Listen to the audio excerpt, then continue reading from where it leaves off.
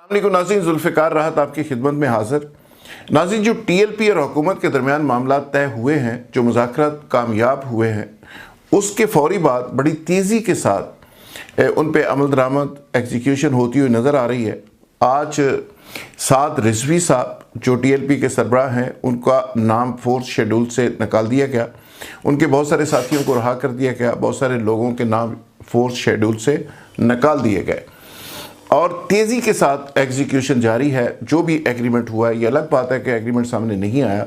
तो आज मैं बात करना चाहूँगा कि ये एग्रीमेंट करवाने में किन लोगों ने रोल अदा किया, अंदर की जो कहानी है वो आपसे शेयर करूँगा। दूसरा ये है कि ये कंडीशनल हुआ है या अनकंडीशनल हुआ है, इसमें शराइत क्या तय हुई है, गारंटर कौन है, और आगे चल के ये TLP और PTI का जो रोमांस इस लड़ाई में, क्राइसिस में कायम हुआ है, ये आगे चल के किसी इश्क में ये कन्वर्ट होने जा रहा है या नहीं होने जा रहा, या यहाँ से ही रास्ते जुदा हो जाएंगे, इस पे आज मैं बात करूँगा। नाज़रीन, ये आखिर में मैं तफसील से ज़िक्र करूँगा कि ये मुज़ाकरात बुनियादी तौर पे किन लोगों ने कामयाब करवाए और उनका एजेंडा क्या था और उनका TLP से ताल्लुक़ क्या था, और उन्होंने चीफ़ ऑफ आर्मी स्टाफ को दरमियान में कैसे डाला, क्यों डाला, और उसके दौरान क्या क्या मुश्किलात क्या क्या पेश हैं। तो पहले बात कर लेते हैं कि ये जो TLP का और हुकूमत का मुज़ाकरात की कामयाबी है, इसकी एग्जीक्यूशन बड़ी तेज़ी से हो रही है। इसके ऊपर एक कमेटी भी बिठा दी गई है जो अली मोहम्मद खान जिसके हेड है, स्टीयरिंग कमेटी है, और वो committee day by day affairs को देख रही है, केसेस को देख रही है, फोर्स शेड्यूल को देख रही है, बाकी चीज़ों को देख रही है, रहाइयों को देख रही है, एग्जीक्यूशन को देख रही है, और जो एग्रीमेंट है उसको खुफिया रखा गया। तो पहली चीज़ तो ये है कि TLP का जो हुकूमत के जो लोगों से जब बात हुई तो गवर्नमेंट ने इसमें एक शर्त ये रखी कि TLP आइंदा से इस तरह के वायलेंट किस्म के जो इंसिडेंट, जो इवेंट्स और इस तरह के जलसे जुलूस हैं वो नहीं करेगी। वो बात तो सामने आ गई, टिकर भी चल गए, लेकिन एक बुनियादी शर्त और थी जिसका जुज़वी तौर पे वो चीज़ सामने आ चुकी है लेकिन मुकम्मल तौर पे सामने नहीं आई। वो ये थी कि अगले जो इलेक्शंस हैं उसमें इमरान खान साहब ने जब मजहबी लोगों के साथ बैठे, उलमा इकराम के साथ बैठे, साद रिजवी साहब के साथ बैठे, तो वहाँ पे खुलकर उन्होंने इस्लाम के हवाले से बातें की, पाकिस्तान की जो नज़रियाती असास है उसके बारे में बातें की, जो पाकिस्तान का बेस है उसके बारे में बात की, जो पाकिस्तान बनने की वजह को उन्होंने कहा जी कि ला इलाहा इल्लल्लाह मोहम्मद की बुनियाद, ला इलाहा इल्लल्लाह मोहम्मद रसूलुल्लाह की बुनियाद के ऊपर, कलमा तैयबा की बुनियाद के ऊपर इसकी बुनियाद रखी गई है। तो लिहाजा मैं चाहता हूँ कि इस मुल्क के अंदर इस्लाम नाफज किया जाए। मौजूदा पार्लिमानी सिस्टम, मौजूदा निज़ाम बिल्कुल फ़ारिग हो चुका है और मौजूदा जो निज़ाम है वो अपनी अफादियत खो चुका है। ये उलमा कराम की सब मीटिंग हुई, उसमें उन्होंने एक ख्वाहिश जाहिर की कि मैं चाहता हूँ कि ऐसा यहाँ पे सिस्टम हो, ऐसा निज़ाम हो, ऐसा जस्टिस का सिस्टम हो, ऐसा स्पीडी ट्रायल हो कि जिसमें चोरों को भी सज़ा मिले, जिसमें कल्प्रिट को भी पकड़ा जाए और उनके समरी ट्रायल हो, और इस्लाम और रियासत मदीना की जो असल रूह है जिसमें मुजरम को या मुल्ज़म को जितनी स्पीड के साथ अंजाम तक पहुँचाया जा सकता है वो पहुँचाया जाए। तो एक तरह से इमरान खान साहब ने जितने मजहबी लोग थे उनकी हमदर्दियाँ समेटी, साद रिजवी साहब को कहा कि देखें आप हमारे हाथ मजबूत करें, हम ये चाहते हैं कि हम मुल्क के अंदर वाकई जेन्युइन इस्लाम नाफज करें, सिस्टम को मॉडिफाई करें, ये इस्लामिक सदारती निज़ाम की तर्ज पे हो या किसी और तर्ज पे हो। तो अगली जो फ़ाइट है हमारी 2023 में वो निज़ाम की तब्दीली की फ़ाइट होगी। अभी हम ट्रैप हो गए, हम रवायती लोगों में फंस गए और स्टेटस को के लोगों में फंस गए, हम वो चीज़ें नहीं कर सके, वो काम नहीं कर सके जो हम करना चाहते हैं। तो लिहाजा आप तमाम मजहबी लोग हमारा साथ दें और हम आगे जाके सिस्टम को तब्दील करें और सिस्टम को इस्लामिक सदारती प्रेसिडेंशियल रिफॉर्म्स के तौर पर लेके आएँ जिसमें करप्शन ना हो, जिसमें जस्टिस, स्पीडी जस्टिस हो, जिसमें मुल्ज़िम को सज़ा मिले, करप्ट लोगों को सज़ा मिले, वगैरह वगैरह। तो इस पे एक तरह से उनकी हमदर्दियाँ समेटी गई। फिर उन्होंने कहा कि जी तमाम मजहबी जमातें मेरा साथ दें और अगले इंतखाबी सिस्टम में हमारे साथी बने, हमारे इत्तेहादी बने और हम इस रवायती और स्टेटस को के निज़ाम को तब्दील कर सकें और उखाड़ कर बाहर फेंक दें। और रियासत मदीना का मुझसे बड़ा कोई स्टेक होल्डर या कोई ठेकेदार, लफ्ज़ खैर थोड़ा सख्त है, मेरे से बड़ा उसका प्रचार करने वाला कोई नहीं है। तो लिहाजा मेरी दाढ़ी नहीं है, लेकिन बाकी आप लोग ज़ाहिर है ज़्यादा मस्बी भी हैं, दाढ़ियाँ भी हैं, तो आप लोग सारे अगर मेरा साथ दें, मेरे साथ चलें, तो फिर ये सारी चीज़ें मैं बदल दूंगा और सारा सिस्टम तब्दील कर दूंगा।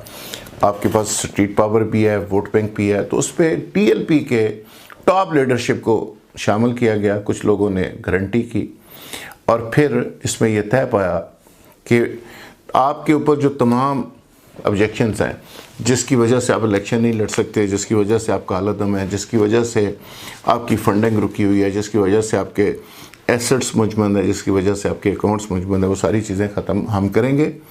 आप अगले इलेक्शन में हमारे साथी होंगे। और इस पे कंडीशनल उनके साथ डिस्कशंस हुई और अल्टीमेटली ये बात तय कर ली गई। और इस बात को भी इम्पॉर्टेंट 3 लोगों ने गारंटी किया, जिसमें A Karim Dadi one of the guarantor शामिल है। कुछ और शख्सियात थी जिनका मैं जिक्र नहीं कर रहा। तो ये एक गारंटी दी गई और फीडबैक PTI ने अपने चेयरमैन ने नीचे से लोगों से लिया, पार्टी के लोगों से लिया। तो उन्होंने कहा जी हर हलके के अंदर TLP के 10 से 15-20 हज़ार वोट हैं और कहीं पे ये विनिंग पोजीशन में भी हैं। फिर इनपुट ली गई एजेंसी से, उन्होंने भी इसकी रिपोर्ट इसी तरह की। तो उसमें इमरान खान साहब ने कहा कि हम जितने भी अनपॉपुलर हो जाएं, और उनके कुछ साथियों ने कहा अगर ये राइट विंग का इस्लामिक वोट हमें इतना मिल जाए तो ये एक तरह नून लीग को एक तरफ ये कट टू साइज करेगा, दूसरी तरफ ये हमारी बहुत बड़ी स्ट्रेंथ ये लोग बन सकते हैं और पूरे पाकिस्तान के अंदर हम बहुत अच्छा रिज़ल्ट और बहुत ज़बरदस्त वोटों के हवाले से हम बेहतर पोजीशन में आ सकते हैं, बेहतर रिज़ल्ट दे सकते हैं और जो पॉपुलैरिटी हमारी ख़राब हुई है उसको सारी को हम बेहतर कर सकते हैं। अच्छा, ये तो बात हो गई जिस बुनियाद के ऊपर ये सारी चीज़ें आगे बढ़ी। अगली बातें सारी आपके सामने आ चुकी हैं कि एग्रीमेंट्स की जो बुनियाद है, जो बेसिस हैं, जो नकात हैं, लेकिन ये एक मेजर नुक्ता था जिसको मैं चाह रहा था कि आप तक पहुँचे। अब रही बात कि ये एग्रीमेंट्स तक बातें कैसे पहुँची। इसमें ए करीम डैडी साहब को क्रेडिट ज़्यादा जाता है। ए करीम डैडी साहब इस पर मुतहर्रक हुए, कुछ 2 दोस्तों के साथ वो मुख्तलिफ़ लोगों के पास गए और वहाँ पे कुछ जो TLP के डोनर्स थे उनको भी इन्वॉल्व किया गया। उनको कहा गया जी आप भी रोल अदा करें, मुल्क और कौम का मामला है। उसके बाद ये आर्मी की क़यादत को कायल करने की कोशिश की कि जी आप रोल प्ले करें और इस मामले को डिफ्यूज़ किया जाए।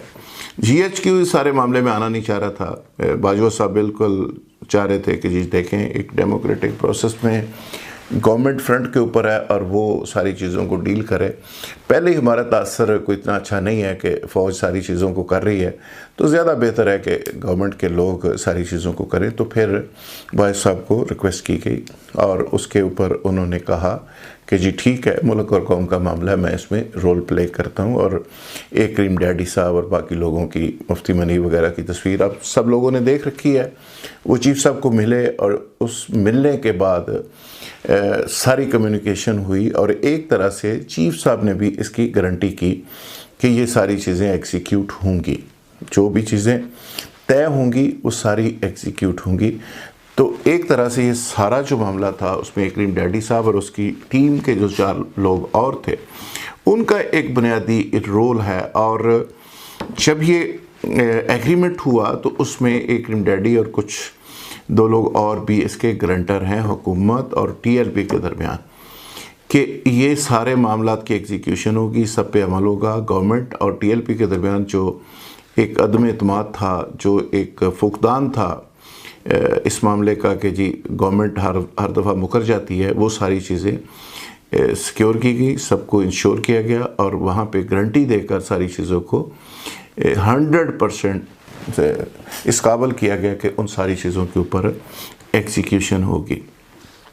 नाज़रीन, आगे चलकर प्रैक्टिकली अगर देखा जाए तो टीएलपी और पीटीआई अगर हिस्सा बनते हैं और ग्रंटर्स की मौजूदगी और उनकी गारंटी की वजह से चीज़ें उसी तरह एग्जीक्यूट होती हैं, तो मेरा ख्याल है कि पीटीआई इलेक्शन में इस लिहाज से एक बेहतर पोजीशन में जा सकती है कि उनको एक राइट विंग का बड़ा वोट मिल सकता है। और आगे पीटीआई जमात इस्लामी कुछ दीगर मजहबी जमातों को भी ऑन बोर्ड करना चाह रही है।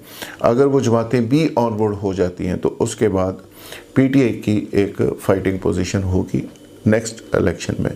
ये अलग बात है कि इलेक्शन से पहले क्या होगा, इलेक्शन बार वक्त होंगे नहीं होंगे, कौमी हुकूमत का शोशा और बाकी चीज़ें, उस पर मैं फिर बात करूँगा।